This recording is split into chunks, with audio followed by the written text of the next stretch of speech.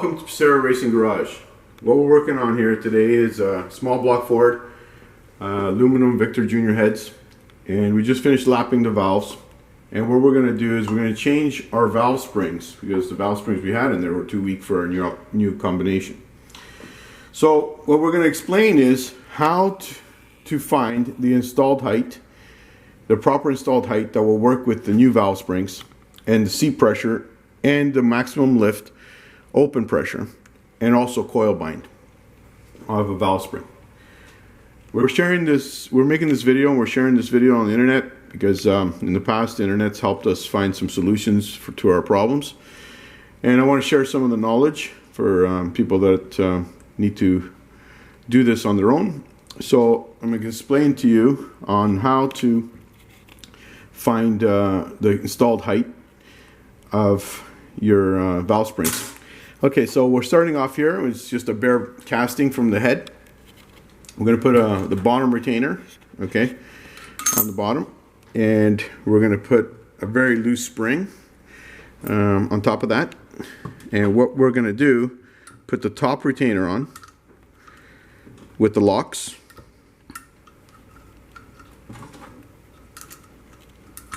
Okay, and just make sure it's all the way tight, all the way to the top. Okay. After that, you're going to get a telescopic gauge. Okay. And you're going to put in between the bottom retainer and the underside of the top retainer.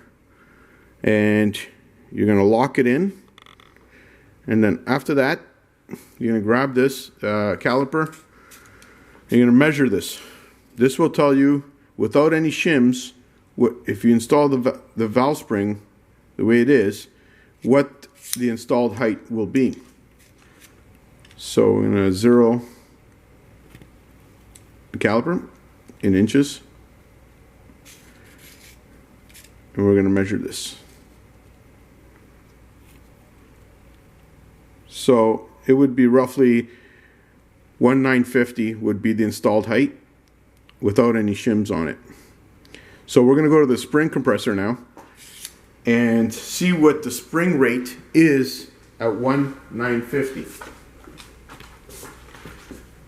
So we got a spring compressor here, and it tells you the pressures. So we placed the spring underneath, and we got a 0 on the gauge.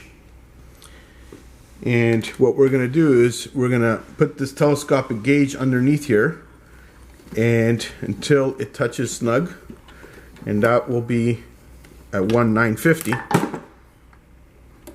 and we'll see what the gauge reads of the spring that we're installing if we don't put any shims underneath. Okay, so we got, it's about right there,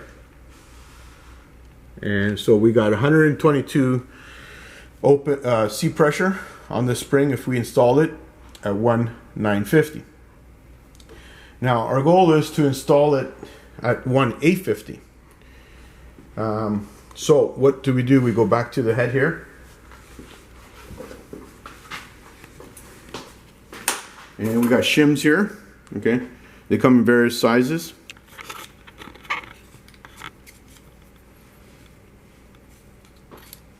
This one's a 60 thou shim, coming a 15 thou shim.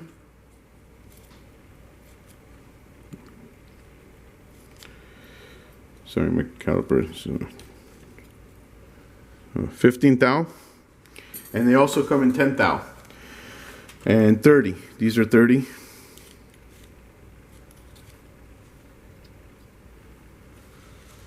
What we're gonna do here is we got a bunch of shims, and we need to find basically our installed height without no shims was 1950. We need to go to 1850. So what we're gonna do is we're gonna try to find some shims that will total up to 100, roughly 100, and that's the closest really I can get right now, probably like 98 thou. Okay, so what we'll do is what I like to do is I like to put this on the bottom first, and if you see these shims, say this side up, this will go on the bottom like that, and this side up should be facing up, and the two shims on the bottom of that as well, on top of that. And we'll see where we're at now.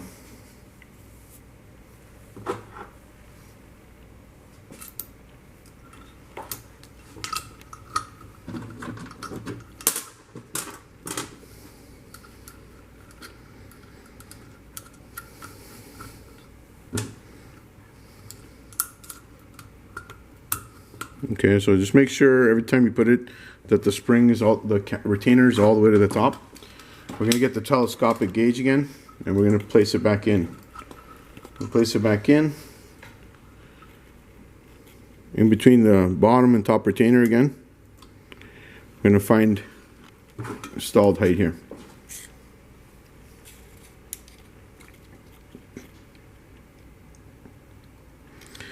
It's roughly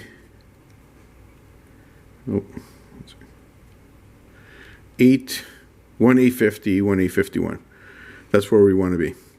So we're gonna take the spring. We're gonna go to the spring gauge rate machine again, spring pressure rate machine, and we're gonna check with the telescopic gauge at 1/850 how much seat pressure we will have.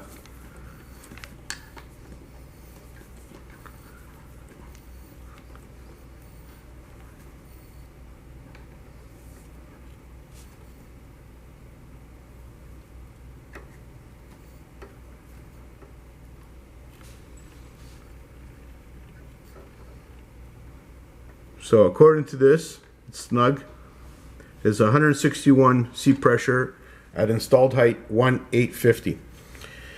So now what we're going to do is we're going to set this at 0. Okay, so right now we install them at 1/850. The seat pressure will be 160, 161. We set this gauge here at 0, and we're going to see the cam that we're putting in is 570 lift, total lift. So we're going to go down till this gauge says 570.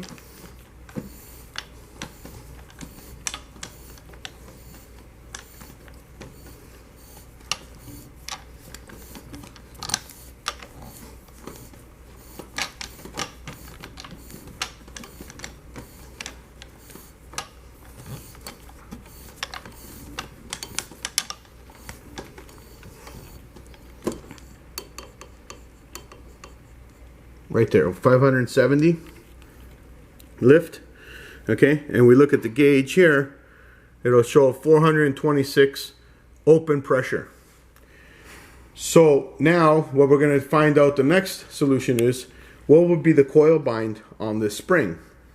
So we got 570 lift there. We're going to try to find coil bind here, and what we'll do is we'll turn the spring compressor all the way down till it kind of bottoms out, and that's about right where it is right now. And we got 683 on coil bind. Okay, so that leaves us about 113 thou roughly, 113 thou lift more for coil bind, more than our cam lift, and our spring pressure will be almost 500, 495, 496 coil bind. So we'll release it.